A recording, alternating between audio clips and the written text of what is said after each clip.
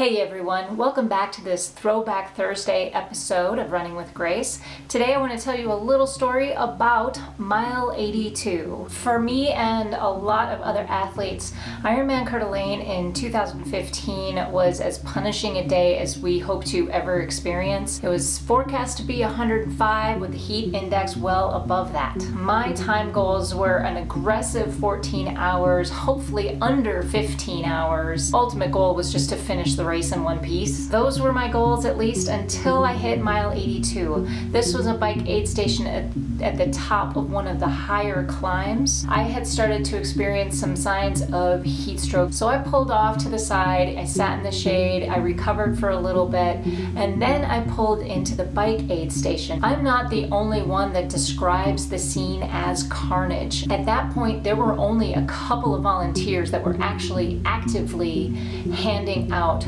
bottles. As apologetically as they could, they said, "We are out of ice and water." Now think about this, folks. It was 105 degrees. The ambient heat was 120, and all they have is warm orange Gatorade. We're in the middle of nowhere, and the next aid stations are 15 to 20 miles in either direction. It was pretty scary in that moment. I was looking at veteran athletes sitting there who looked utterly defeated. Just 10 feet away, another rider had completely collapsed from heat exhaustion. Luckily, there were medics on the scene, and they were able to treat him right away. That is something I will never get out of my head. I had to make a decision in that moment. I took a mental step back. I thought, okay, this is starting to get dangerous. The heat is too much. I'm not feeling great, and they don't have water. So what am I gonna do? And I went through my options very quickly. I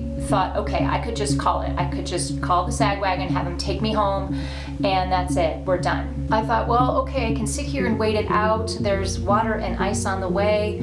Don't know how long that's gonna take to get here. There is water at the next aid station.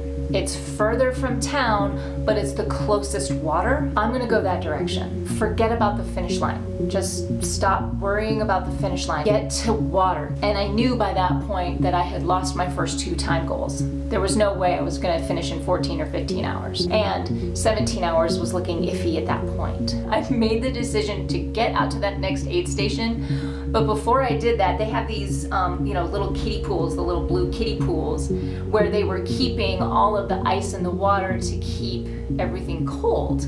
Well, all of that had turned into this mess of dirt and grime, but I was wearing arm coolers at the time. So what I did was I just got down on my hands and knees and I dunked my arms in that little pool. I got them wet, got on my bike, and I headed back out. I did not want to think about how gross that was. Yeah.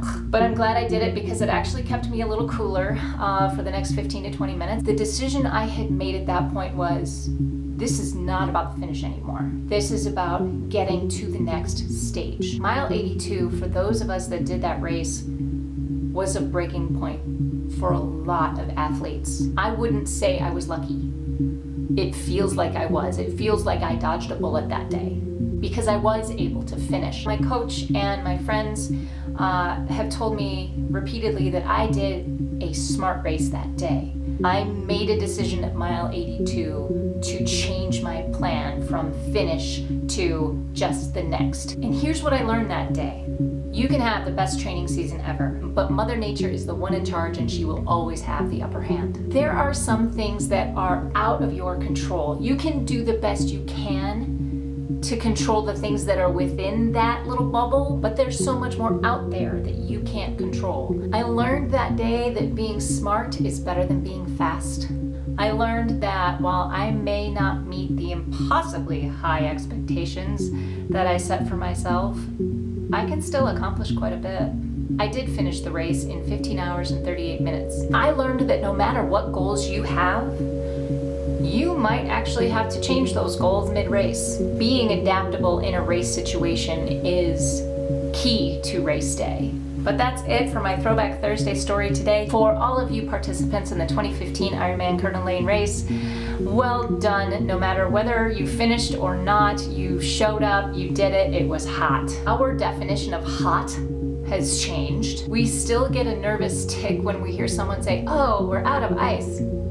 and most of us still can't stomach orange Gatorade. For all of those doing the 2016 race, I can only hope that yours won't be nearly as hot. Best of luck to you. That's it for me today. Thanks for watching, and we'll see you tomorrow.